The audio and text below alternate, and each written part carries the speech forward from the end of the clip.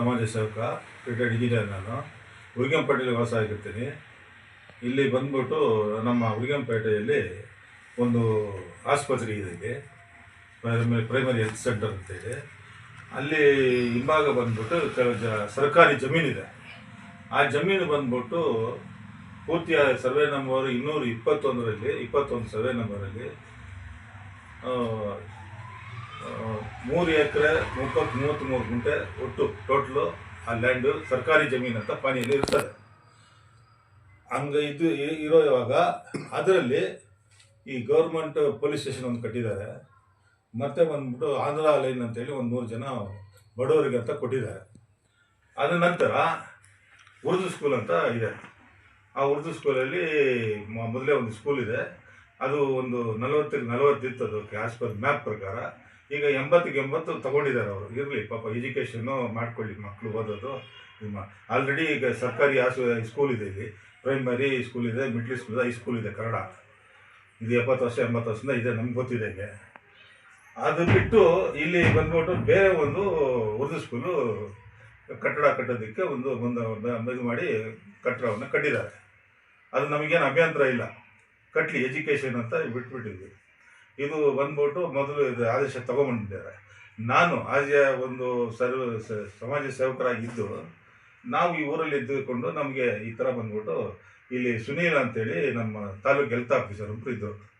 ಅವರು ನಮ್ಗೆ ಕರೆದುಬಿಟ್ಟು, ಸರ್ ಈ ಥರ ನಮಗೆ ಆಸ್ಪತ್ರೆಯಲ್ಲಿ ಜಾಗ ಸಾಲದು, ಇಲ್ಲಿ ನಾವು ಕ್ವಾರ್ಟರ್ಸ್ ಕಟ್ಕೊಳ್ತೀವಿ, ಮತ್ತು ಇದನ್ನು ಸ್ವಲ್ಪ ಇದು ಮಾಡಿಕೊಂಡು ಎಕ್ಸ್ಟೆನ್ಷನ್ ಮಾಡಿಕೊಂಡು ಇಲ್ಲೇ ಡಾಕ್ಟ್ರುಗಳು ಇರೋ ಥರ ಇದು ಮಾಡಿಕೊಂಡು ವಾರ್ಡ್ಗಳೆಲ್ಲ ನಾವು ಎಕ್ಸ್ಟೆಂಡ್ ಮಾಡ್ಕೊಳ್ತೀವಿ, ಡಾಕ್ಟ್ರುಗಳು ಇರೋ ಥರ ಇಲ್ಲಿ ನರ್ಸ್ಗಳೆಲ್ಲ ಇರೋ ಥರ ಮಾಡ್ಕೊಳ್ತೀವಿ. ಇದು ಸುತ್ತಮುತ್ತ 25 ವಿಲೇಜ್ಗಳು ಮತ್ತು ಒಂದು 5 ವಾರ್ಡ್ಸ್ ಇರುತ್ತೆ. ಸ್ವಾಮಿನಾಥಪುರ, ಉರಿಗಂಪೇಟೆ, ಇದು ಶ್ರೀರಾಮನಗರ, ಬೋರ್ಲಲ್ಪೇಟು, ಮತ್ತು ಇದು ಇನ್ನೊಂದು ಸೋಮೇಶ್ವರ ಬ್ಲಾಕ್ ಅಂತ 5 ವಾರ್ಡ್ ಬರುತ್ತೆ.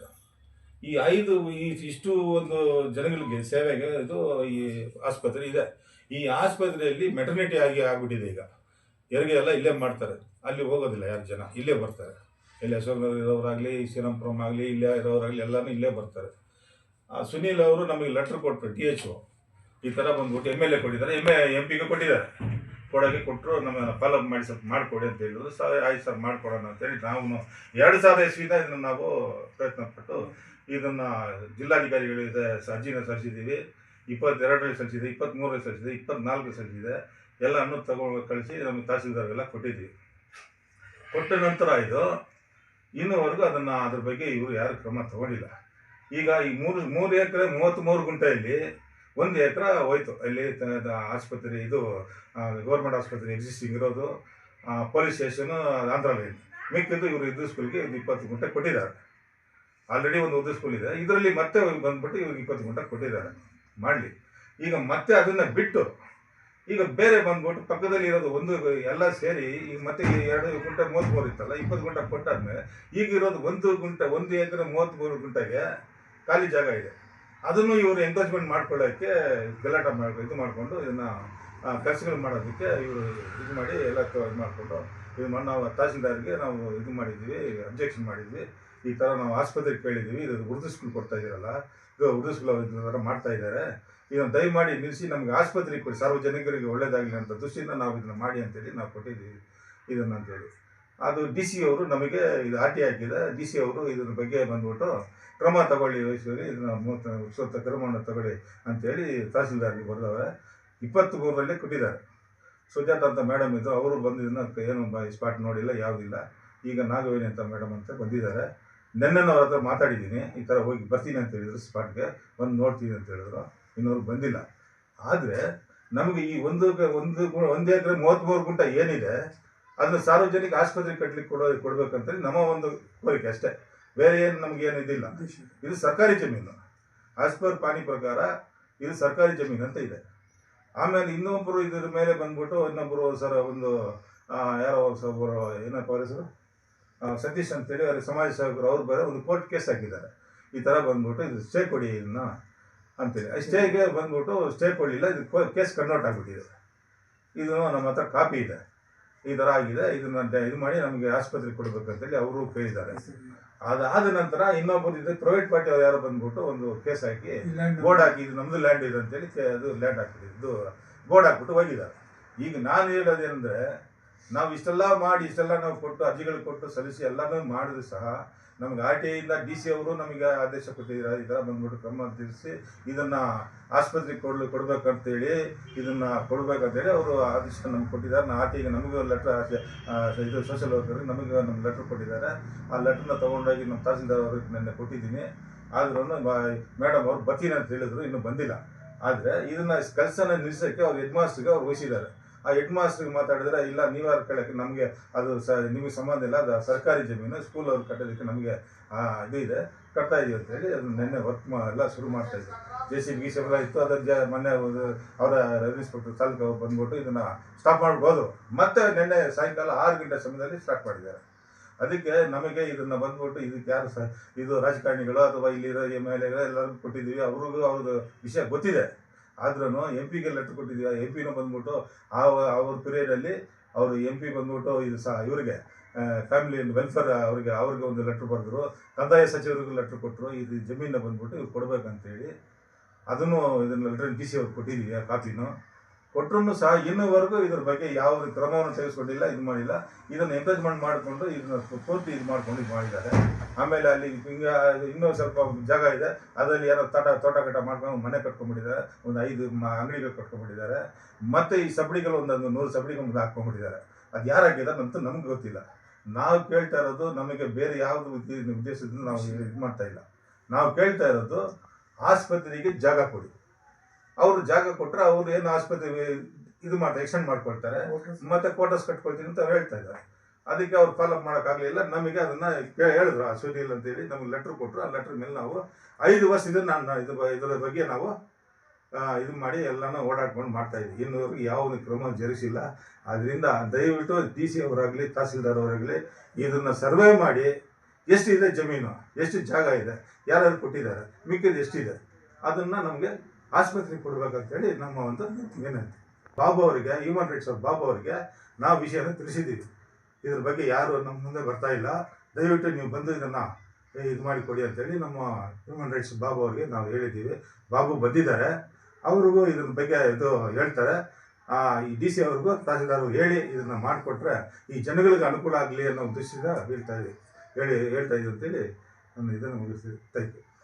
ನನಗೆ ಅಣ್ಣ ಅವರು ನನ್ನ ಒಂದು ಮೈನ್ ಕರೆಸಿದ್ರು, ಲೆಟ್ರ್ ಮುಖಾಂತರ ನನಗೆ ಕರೆಸಿದ್ದಾರೆ. ಇಲ್ಲಿ ಕರೆಸಿದ್ರ ಮೇಲೆ ಇಲ್ಲಿ ಬಂದಿದ್ದೀವಿ. ಇಲ್ಲಿ ಬಂದಿನ ಪ್ರೆಸ್ ಅವ್ರಿಗೆ ಕರ್ಸ್ಕೊಂಡು, ಯಾಕಂದರೆ ಏನಿದ್ರೆ ಲೀಗಲ್ ಹೋಗ್ಬೇಕು, ಲೀಗಲ್ ರೀತಿಯಲ್ಲಿ ಮಾಡ್ಕೊಂಡು ಹೋಗ್ಬೇಕನ್ನೋ ಆಲ್ರೆಡಿ 3 ಎಕರೆ 33 ಗುಂಟಾಲು, ಇದು ಸರ್ವೆ ನಂಬರ್ 221. ಇದು ಪಕ್ಕಾ ಗೌರ್ಮೆಂಟ್ ಲ್ಯಾಂಡು.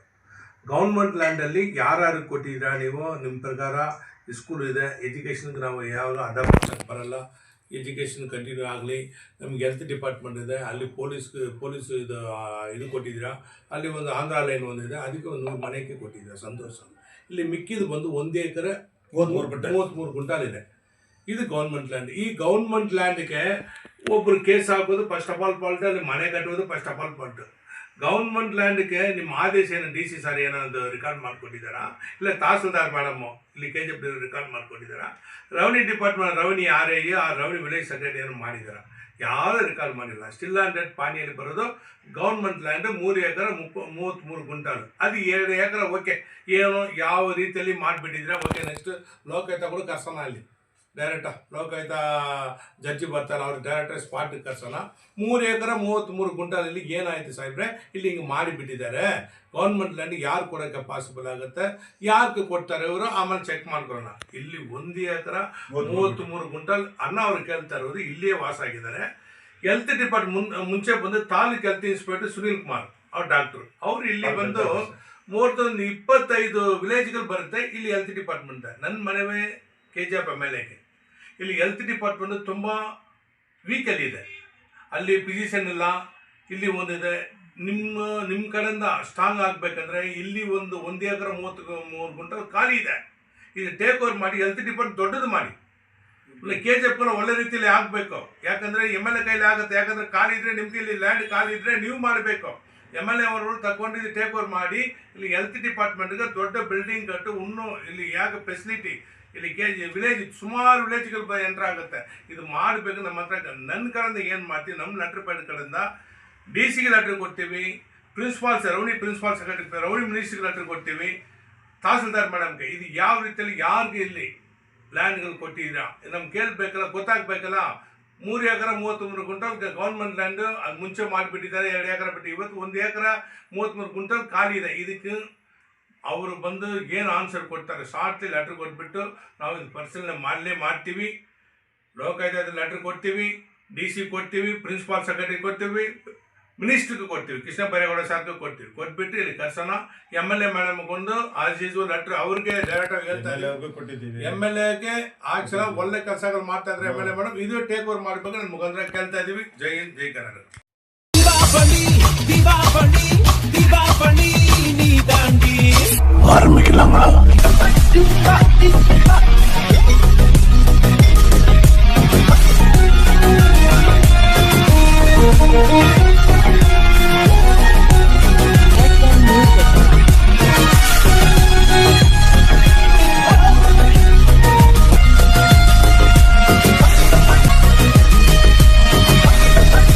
தரம் என்றும் நிரந்தரம், தரம் என்றும் நிரந்தரம், தரம் என்றும் நிரந்தரம்.